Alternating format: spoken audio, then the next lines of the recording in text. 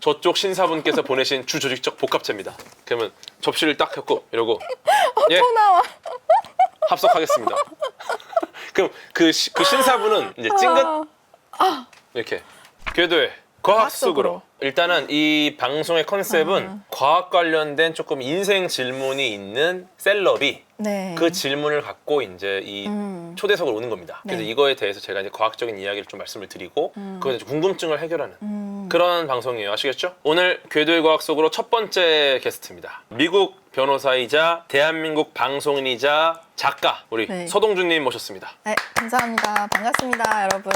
네. 저는 궤도 친구 서동주라고 하고요. 여기 방송을 제가 매주 보고 있어요, 사실은. 그래서 화요일 날도 보고 목요일, 금요일도 최대한 많이 진짜 보고 있었는데 매주 봐요, 진짜 사실 매주 봐요. 가끔씩 댓글도 달았어요. 네, 뭐 진짜. 궤도 화이팅 뭐 이런 거 달았었는데 맞아요. 그래서 여기 와 있는 자체가 너무 영광이고요. 여러분 너무 반갑습니다. 일단 오늘의 첫 번째 초대석 손님 방송인 서동주님 제 양력을 좀 한번 말씀드리겠습니다. 그런 것도 준비하셨어요? MIT 수학과를 졸업하였습니다. 아, 예. 여러분 아시죠?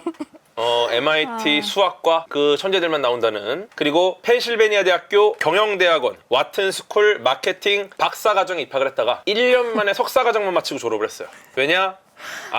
나는 다른 길을 가겠다. 그래서 샌프란시스코 대학교 로스쿨을 졸업하시고 2019년 미국 캘리포니아주 변호사로 되셔가지고 미국 현지 로펌에서 근무를 하다가 현재는 미국 변호사 생활을 하면서 방송 활동을 지금 겸하고 있는 우리 서동주 변호사님 와, 되게 정확하게 그래도 네. 리서치를 해주셨어요. 정말 훌륭하신 분인데 이런 질문 한번 하셨어요. 나와 잘 맞는 냄새 이상형이라는 것이 있는가?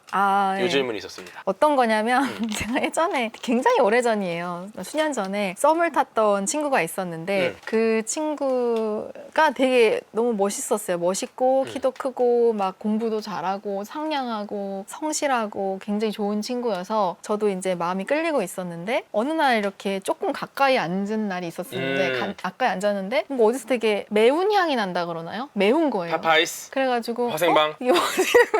이게 뭐지? 해가지고 제가 조금만 냄새 맡아봐도 돼? 그랬더니 맡아보래요. 그래서 이렇게 여기를 맡았는데 진짜 여기가 후추 냄새가 나는 거예요. 피부에서 후추 냄새가 난다. 후추 냄새가 나는 거예요. 그래서 이게 무슨 후추 냄새가 왜 나지? 뭐 후추를 먹었나? 최근에 갑자기 많이 먹었나? 근데 아니래요. 마라 피부. 그냥 닭가슴살 먹고 이랬다. 샐러드 먹었다. 파스 그랬는데 붙인 거 아니었냐는. 아니 파스 붙인 거 예. 아니고 후추 냄새가. 그래서 제가 이게 오늘만인가? 그래서 다음에 만나도 이 후추 냄새라 그러나 이 매운 냄새가 인간 막 휴먼 후추. 코가 너무 아픈 거예요. 코가 아릴 정도로 약간 느껴지는 거예요. 저한테. 저 민감하니까 또 냄새에. 그래서 결국에는 못 만났어요. 너무 괴로워서. 너무너무 괴로워서. 그래서 그 친구한테 제가 닥터페퍼라고 닥터페퍼. 그런 말을 박사를 받았나요? 그러면은 마스터페퍼. 그래서 제가 그런 말을 못 닥터페퍼 하고 아니고 예. 뭐 사실 좀 그렇잖아요. 이게 뭐 냄새 때문에 못 만난다는 게. 그래서 저 좀 그냥 멀리 떨어졌습니다. 그래서 아직 혹시 올라가고. 좀 이렇게 데이트할 그런 상황이 아닌가 보다 뭐 이렇게 말을 하고 얼버무리고 이제 그냥 안 만났는데 사귀지 않았는데 그 친구를 만난 뒤로 제가 생각한 게 이게 냄새 이상형이라는 게 있을까. 미리 뿌리고 나왔다라는 말씀도. 어디를 뿌리고 후추를 왜 뿌려요, 여러분? 네. 근데 요거는 한번 좀 그 채취에 대한 얘기를 하다 보면은 네. 우리가 보통 첫눈에 반한다는 말을 좀 많이 하지 않습니까? 첫눈에 많이 반한다. 하죠. 네, 근데 우리가 그만큼 시각 정보에 굉장히 중요해요. 딱 보는 시각 정보에. 그런데 보통 이제 첫 냄새에 반한다. 첫 촉감에 반한다. 이런 말은 잘 안 쓰잖아요. 그런 건 없죠, 사실. 네, 이런 걸로 봐서는 아마도 그 시각적인 정보의 영향을 굉장히 많이 받는 건 맞아요. 네, 근데 그 이성 관계가 자체가 후각의 영향을 또 많이 받는데요. 진짜요? 네, 그래서 선호하는 상대의 체취에 대한 과학이 있습니다. 궁금해요. 그래서 2016년 국제학술지에 등재된 독일에서 연구된 결과입니다. 독일. 그런데 조류나 어류나 포유류가 그 후각 신호를 통해서 자신과 다른 주조직적 복합체를 가진 상대를 찾는데요. 주조직적 복합체. 네, 주조직적 복합체가 뭐냐? 이거 궁금하시지 않습니까? 세포 표면에 위치해서 질병을 일으킬 수 있는 병원성 물질을 구별하는 역할을 하는 애들입니다. 그래서 이제 상대방한테 소개팅 나가갖고 죄송한데 그 주조직적 복합체를 좀 확인해도 되겠습니까? 근데 여기 있다는 거예요, 여기. 그게 이제 세포 표면에 위치한다는 거래요. 그래서 요게 침이나 소변이나 땀과 같은 체액에서 주로 검출이 된대요. 아, 여긴 별로 안 나겠네. 땀을 여기 근데 흘리지 않는 땀을 이상. 흘리는 곳들, 우리 몸이 땀을 흘리는 곳들에서 좀 주조직적 복합체가 좀 많이 검출이 되겠죠? 겨드랑이 뭐 이런. 겨드랑이 그런 부분들. 정수리 이런 데도. 정수리. 그러니까 소개팅 딱 나가서 네, 처음 뵙겠습니다. 먼저 좀 주조직적 복합체 검사 좀 하겠습니다. 이렇게 하는 거야. 그래갖고 어우, 요게 이제 변태 아니에요? 결국은 이 병원성 물질을 구분하는 거란 말이에요. 이 말이 뭐냐면은 이게 면역 체계의 주요 구성 요소 중에 하나라는 겁니다. 그렇다는 말은 뭐냐면은 채취를 결정하는 피부 속 미생물에 영향을 미쳐요. 아. 네, 즉 정말 쉽게 말하면 우리가 채취를 통해서 면역 체계를 느낄 수 있다. 그 사람의. 그 집마다 냄새가 다 어떤 집은 약간 바다 냄새 나는 집도 있고 약간 집도 약간 있을 것 같기도 해요. 그렇죠. 왜냐면 왠지. 그 가족 구성원들이 다 비슷한 다 면역 비슷한 체계를 가지고 있을 거 아니에요. 주조직적 복합체를 갖고 있을 거 아닙니까? 그러면 냄새가 그 집에 들어갔을 때 이 집 냄새 좋다 하면은 거기 집에 사는 사람을 사귀기가 좀 편하겠네요. 그렇죠. 여기 딱 들어오는데 향이 내가 너무 좋아하는 향이야. 그러면 주조직적 복합체, 면역 체계 자체의 향이 나한테 맞는 거죠. 그래갖고 딱 갔을 때 안녕하세요. 그 취미가 뭐죠? 되게 식상하잖아. 소개팅에서. 그러니까 안녕하십니까? 주조직적 복합체가 뭐죠? 그걸 어떻게 대답할 수 있어요? 그냥, 이거를 대답하면 이제 안 될까 보는 사람이죠. 그러면 그냥 정수리 그러면 드리겠습니다. 예, 이러면 준비하겠습니다. 준비했습니다. 그러면 저기 그 향수 거기 시향하는 데서 그 쓰는 거 종이 있죠. 종이 얇은 종이 거. 이걸 해서 딱대. 예, 죄송합니다. 리트머스지 같이. 한번 탁 해고 딱 해갖고 리트머스처럼 네. 흡수해가지고. 근데 이제 이미 노란색이야. 진짜 그러면 너무 딱 싫다. 이렇게 해서 약 시료 맞듯이 이렇게 탁 해가지고 네 소개팅 계속 진행하시죠. 이런 식으로 하면 어떨까? 저쪽 신사분께서 보내신 주조직적 복합체 향수입니다. 그러니까 본인이 찍어서 괜찮다. 보내는 거야. 헌팅하고 막 이럴 때 헌팅 포차에서 갑자기 이거를. 그 웨이터가 이렇게 딱 와가지고 접시에다가 종이를 딱 넣어. 손님 이러면 그분이 이게 뭐죠? 그러니까 저쪽 신사분께서 보내신 주조직적 복합체입니다. 그러면 접시를 딱 켰고 이러고 예 또 나와. 합석하겠습니다. 그럼 그 신사분은 이제 찡긋 이렇게. 와 이거는 진짜 괜찮다. 만약에 저희가 나중에 과학 카페나 과학 포차 같은 거를 좀 만들면은 주조직적 복합체 검사하는 한번 만들어 볼게요. 주조직적 복합체. 그러면은 왜 끌리는가? 궁금해. 나와 다른 주조직적 복합체를 가진 상대에 끌리는 이유가 진화론적 관점에서 나와 다른 면역 체계를 가진 상대와 자손을 낳았을 때 그 자손이 더 다양한 병원체에서 면역력을 갖는 굉장히 건강한 자손이 된다는 거예요. 그래서 주조직적 복합체가 나와 다르다, 면역체가 좀 다른 거에 끌리는 겁니다. 아시겠죠? 실제로 이거를 1994년에 스위스의 동물학자 클라우스 베데킨트라는 분이 인간을 대상으로 실험을 했습니다. 그래서 네. 이게 동일한 결과가 나왔대요. 동물하고 똑같이. 똑같이. 네. 44명의 남성이 이틀 동안 입은 티셔츠의 냄새, 이틀 동안 그 티셔츠를 입었어요. 이거를 여성한테 맡게 했대요. 그랬더니 여성들이 실제로 이제 면역체계 검사를 했잖아요. 그러니까 네. 자신과 면역체계가 다른 남성의 냄새를 선호했다. 그러니까 티셔츠 때 맡고 이분 좀 저는 좋은데요. 그 사람의 좋은 게 면역체계가 있을 수 있어요. 딱 비교했더니 가장 다른 면역체계를 갖고 진짜. 있었다. 이게 며칠 입었다고 다시 한 번 말해줘요. 이틀. 이틀. 그리고 반면에 이제 면역 체계가 자신이랑 비슷한 남성의 체취를 맡으면은 그 여성들은 이제 이 냄새를 자신의 남자 형제나 아버지의 냄새처럼 느꼈대요.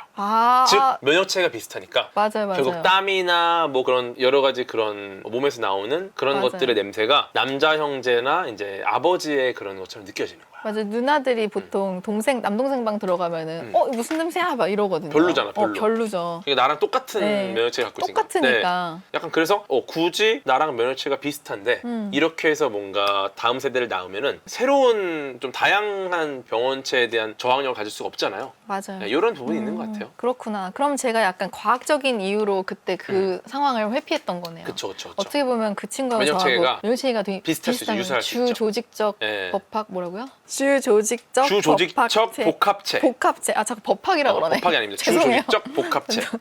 오늘 이거 하나 알아가시는 겁니다. 복합체. 주조직적 복합체. 아니 저 후추 냄새 안 나요. 주조직적 복합체가 후추 신고가 뭐야? 아니 저 후추 아니에요. 어쨌든 자신과 면역 체계가 다른 이성의 체취를 맡았을 때 관계를 이어나가고 싶다라는 느낌이 들고 이제 성욕이 또 높아진대요. 다르기 때문에. 아 진짜 그것까지. 그래서 이제 본능적으로 출산의 욕구 또한 향상이 된다고 합니다. 아 냄새가 다를수록 냄새가 다를수록. 예, 그러니까 좋아하는 향이 나는 이성이 좀 잘생겨 보이고 이런 것들이 다 주조직적 복합체랑 관련이 돼 있다. 도부향 개도님은 네. 도부향이라고. 뭐 향이 궁금하신 분은 나중에 오프라인 행사 때 한번 가까이 오셔서 후추향이 나나 안 나나 이렇게 한번 해보세요. 주 조직적 복합제 맡아보겠다고 가까이 하세요 오셔서, 이제. 와서 이제 저 궤도님 주조직 복합체 검사 좀 하겠습니다. 근데 사인할 때 줄 앞에 줄 이게 있고 여기 줄 조직적 복합제. 사인할 때 한쪽 손을 들고 해. 줄이 두 개야. 이쪽은 사인 줄, 이쪽은 주 조직적 복합체 줄. 그래갖고 요쪽 분들은 이쪽으로 와서 그냥 지나가면 돼. 이러가면서 지나가. 그래서 이쪽은 사인을 받고 이쪽은 지나가면 돼 이렇게. 아시겠죠? 그 다음 질문이 또 연결되어 있는 게 있어요. 내 이상형과 전혀 다른 사람을 좀 호감을 갖게 되는 그 이유가 뭐냐라는 질문을 하셨는데 요거는 또 어떻습니까? 그러니까 뭐 예를 들어서 저는 조금 이렇게 연예인으로 치면은 배우 박성웅님 같은 박성웅님. 그런 스타일을 좋아해요. 최근에 또 그 네, 옥남이 제가 거기 시사회도 갔었어요. 그래서 옥남이. 박성웅님을 실물을 영접할 수 있는 기회가 있었는데 너무 멋있죠, 너무 멋있죠. 그래서 뭐 저는 사실 그런 분이 이상형인데 또 막상 만나면은 좀 만난 분들은 또 어떻게 보면은 약간 그런 느낌이 아니에요, 느낌이 전혀 아니다. 전혀 아닌 거예요. 그 성격도 제 생각에는 막 되게 터프한 사람을 좋아할 것 같은데 제가 이상형은 좀 그쪽인데 근데 사실 막상 만나면 좀 더 세심하고 그런 사람들도 뭐 상냥하고 만나는 거고. 뭐 이런 사람들을 만나게 되는 것 같아요.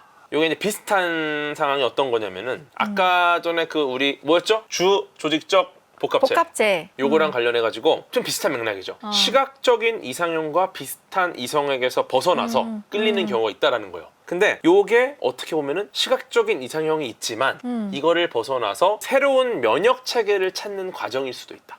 계속 면역 체계네요. 그쵸, 어떻게 그쵸. 보면 이어져 네. 있네요, 다. 그쵸. 새로운 어떤 면역 체계를 찾는 과정일 수도 있고 그 다음에 이상형은 이렇게 딱 있잖아요. 근데 이상형을 딱 보니까 이거랑은 조금 새로운 형태의 다른 타입을 만나고 싶은 호기심일 수도 있다. 왜냐면 내 이상형은 있지만 항상 좋아하는 게 있지만 막상 만나려고 하면은 또 새로운 형태의 호기심을 갖고 이상형이 전혀 아닌 쪽에 끌리는 거야. 뭐 저 사람은 어떨까? 그러니까 왜냐면 내가 꿈꾸는 이상형은 딱 있지만 이상형과 다른 사람도 호기심을 일단 갖는 거죠. 신기하네요. 네. 그게 지금 뭐 그런 자료가 있는 거예요? 네, 그렇게 된 가설 같은 게 있어요. 가설이. 그래서 오. 이상형이 형성되는 과정. 이상형이 뭘까요? 이상형이 왜 그렇게 형성이 됐을까요? 저는 약간 귀가 얇아요. 그래가지고 막 친구들이 와 저 사람 멋있다 하면 저도 멋있는 건가? 저게 멋있는 건가? 하면 제가 휩쓸릴 때도 있어요. 약간 이상형이 그렇게. 네네. 그래서 어렸을 때는 특히나 막 다들 막 중학교 때, 저 중학교 1학년 때 국어 선생님을 다들 좋아했는데 잘생겨서 친구들이 막 좋아하니까 저도 그냥 막 같이 좋아하고 저게 멋있는 거구나. 저렇게 생기면 사람들이 잘생겼다고 하는 거구나. 그거를 그냥 받아들이는. 네, 그럼 그걸 막 받아들인 적도 있었고. 근데 나중에 커서는 약간 어떤 사람한테 한번 데이면 이제 그 사람을 싫어하고. 그런 스타일 제거하는 거 이제 앞으로 저렇게 생긴 사람 만나지 말자. 이런 사람 만났는데 너무 별로였어요. 이렇게 생긴 사람 다시는 만나지 말아야지. X 왜 이러고. 이게 네. 그러니까 말씀하신 게 완전 맞는 게 결국은 개인의 경험이에요. 이상형은 내가 누구를 만났는가, 누구를 뭐 했는가 이런 것들이 사실 개인의 경험인데 지금 친구들이 야 저 사람 멋있다, 뭐 예쁘다 하는 것도 결국은 내가 그걸 받아들이는 거잖아요. 그쵸. 네, 결국 그것도 개인의 경험인 거죠. 그리고 지금 말씀하신 것처럼 결국은 누군가 나한테 잘해주신 것들이 이제 약간 이상형이 돼요. 그런 거 있었거든요. 예전에 뭐 고등학생인데 원서를 넣으러 갔는데 길을 못 찾아. 근데 거기서 굉장히 잘생긴 어떤 대학생이 이렇게 안내를 해줘요. 그러니까 그 학생이 너무 잘생겼다. 그런 사람의 매너를 접하고 나서 이제 이상형이 그런 스타일이 돼. 막 이런 것들이 이제 이상형이 만들어지는 이 과정이거든요. 그러면 이제 약간 의외의 사람이 좋아지기도 하겠네요. 그렇죠. 그리고 이제 예를 들어 누굴 딱 만나는데 누가 너무 상냥하게 이렇게 해줘. 그럼 왠지 이상형이 되는 거야. 그 생각 갑자기 났는데 막 드라마 같은 거 보면 원래는 별로 관심 없던 배우였는데 그 드라마에 있는 어떤 역할, 배역에 따라서 와, 이 사람이 이렇게 멋있는 매력이 있구나 하면은 그때부터 약간 그쵸. 그 배우를 눈여겨보게 되는 그런 것도 있잖아요. 뭐 혹은 뭐 가수라던가. 그래서 결국은 누군가 나한테 잘해주는 모습 때문에 이상형 형성이 되는 건데 여기서 중요한 게 이상형이 조금 닮은 분을 좀 찾는 게 있어요. 나의 얼굴과. 네, 왜냐면은 내 경험에서 나한테 가장 잘해주는 분들이 주로 부모님입니다. 아, 그러다 보니까 나의 대박. 어머니, 나의 아버지의 외모가 나한테는 어떤 이상형이 될 수 있어요. 왜냐면 나한테 가장 잘해주시니까. 그래서 아까도 계속 이제 아버지가 이상형이다, 어머니의 이상형인 분들 계신데 이제 말씀하시는 것들이 맞아요. 그래서 부모님에게 이상형을 좀 느낄 수도 있고. 그럼 계속 가볼게요. 지금 되게 재밌는 주제가 하나 있습니다. 강아지파와 고양이파가 왜 나뉘는가에 대한 질문 주셨거든요. 아, 맞아요. 요거 한번 좀 얘기해 주시죠.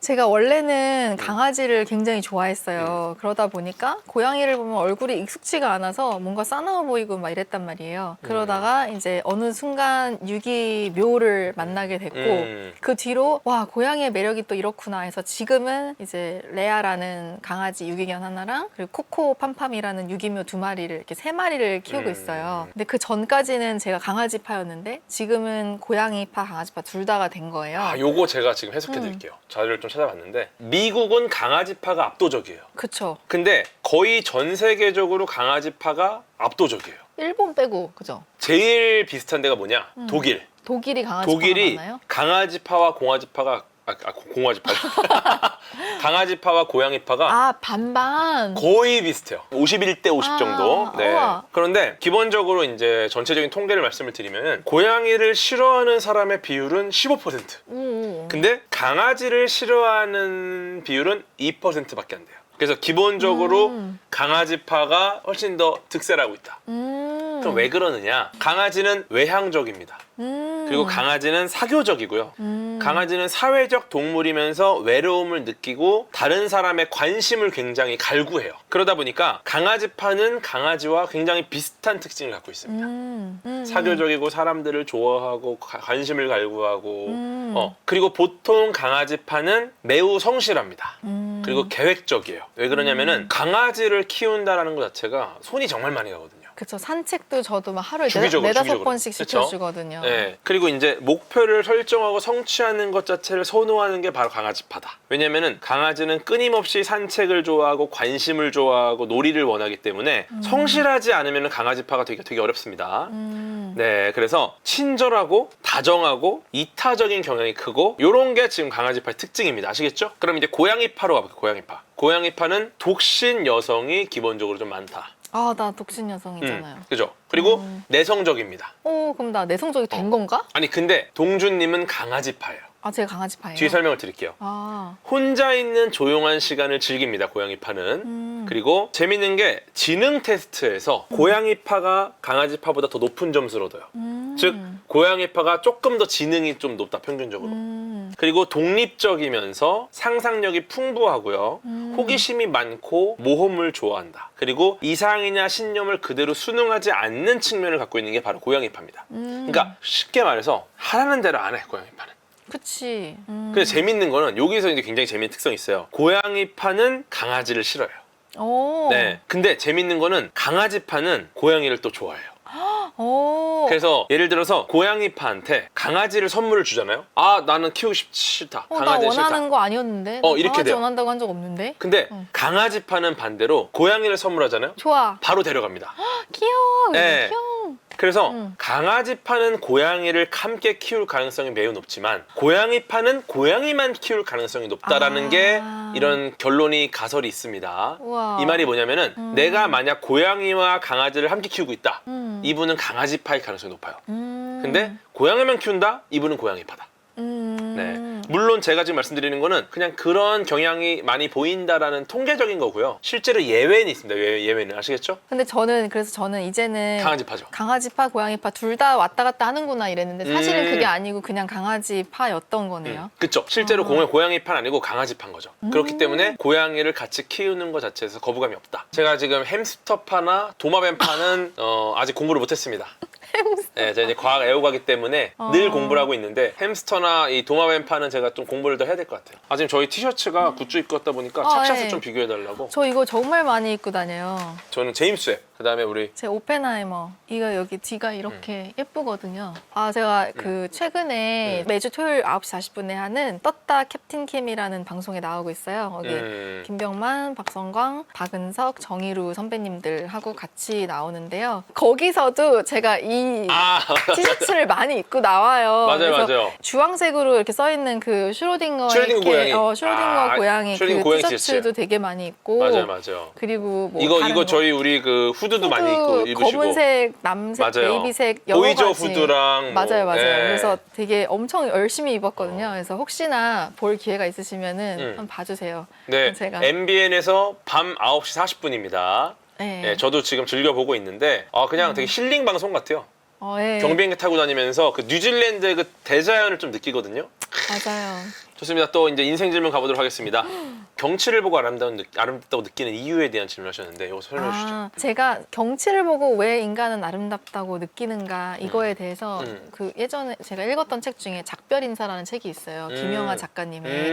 근데 거기에 나와요. 그런 내용이. 그래서 뭐 예를 들어 뭐 호수라던가 바다를 보면 왜 사람은 그걸 아름답다고 느끼지? 단지 물일 뿐인데 왜 인간은 그것들을 아름답다고 느끼는 걸까? 뭐 이런 식의 대화를 하거든요. 주인공들이. 그래서 그걸 듣고 뉴질랜드에 갔는데 정말 뉴질랜드에서도 모든 게 너무 아름다운 거예요. 나무, 뭐 산, 뭐 바다, 강, 호수 막 이런 것들이 너무 아름다워서 와 진짜 이런 곳이 있구나 하면서 쳐다보다가 내가 근데 굳이 이런 것들을 보고 그렇잖아요. 뭐 한국에도 있고 뭐 어디든 가면 있는 왜 건데 아름답다고 느낄까? 왜 아름답다고 느낄까?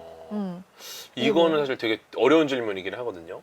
이것도 이제 제가 조금 공부를 해왔는데 아름다움처럼 사람들의 의견이 일치하면서 완전히 상반되는 경우가 잘 없거든요. 아 정말 동의해요. 아름다움은 모두가 일치하기도 하고 완전 충돌하기도 해요. 그러니까 되게 특이한 경우예요. 아름답다라고 느끼는 것 자체가. 맞아요, 맞아요. 그래서 이제 무엇이 아름다운가 이게 사실 물리학에서는 수학에서는 약간 수학적인 알고리즘에 대해서 완벽하게 맞아떨어질 때 가설이 실제 현상과 완전히 맞아떨어질 때 이때를 이제 아름답다고 많이 표현을 하는데 이게 사실 이런 물리학적인 수학적인 거에서 포함이 되는 거지. 그래서 그럼 아름답다라는 게 뭐지? 이 아름답다가 정의하기 굉장히 어렵다라는 거죠. 너무 어려워요. 네, 그래서 요거를 제가 조금 조사를 해왔는데 인도의 물리학자이자 신경과학자가 있어요. 이분이 이제 아름답다에 대해서 이제 어느 정도 해석을 하신 게 있는데 초정상 자극이라고 해요. 아름답다를. 초정상 자극. 그래서 우리는 주로 생존에 유리한 자극에 이끌립니다. 생존에 유리한 자극이 있거든요. 네, 이런 신경학적인 본성을 갖고 있어요, 우리는.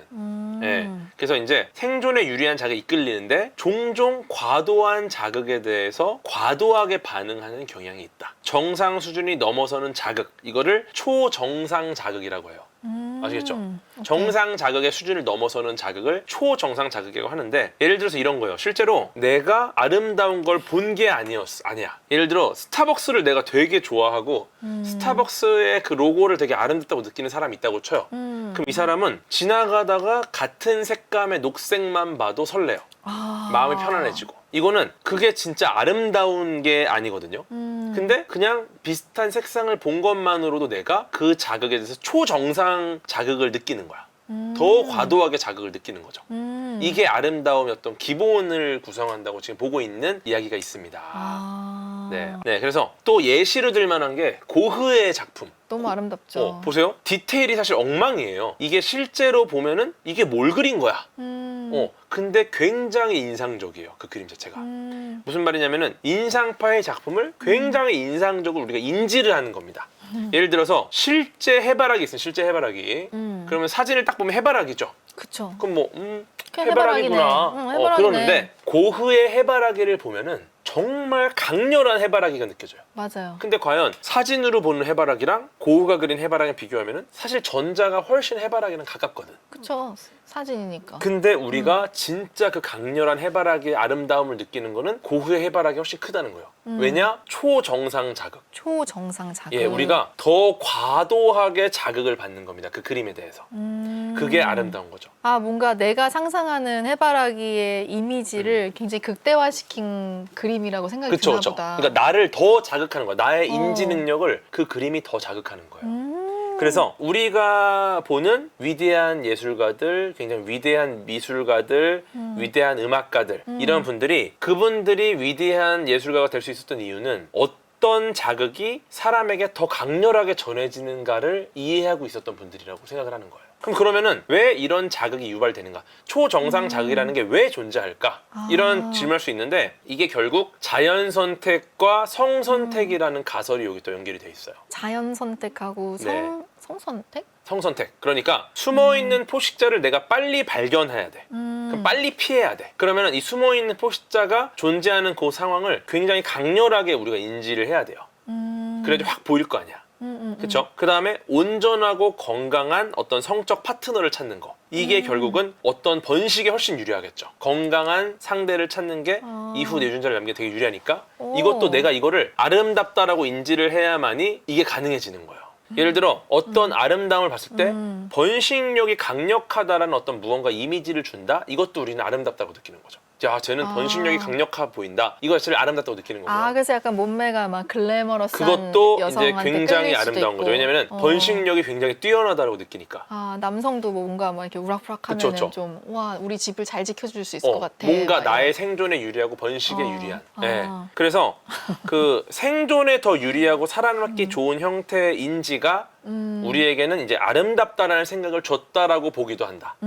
예. 그런데 지금 보시면 제가 지금 말씀드린 이 내용들이 사실 인간에만 국한된 내용이 아니다. 그러면요? 모든 생명체에게 다 연결이 돼 있는 거예요. 그럼 뭐 동물들, 곤충들 동물들도 막 자연 다. 선택, 성선택, 곤충도 자연 선택, 성선택 다 연결이 돼 있다 보니까 인간이 느끼는 아름다움의 기원이 어디서 오느냐? 결국 이게 자연 환경 자체에서 온다라는 거죠.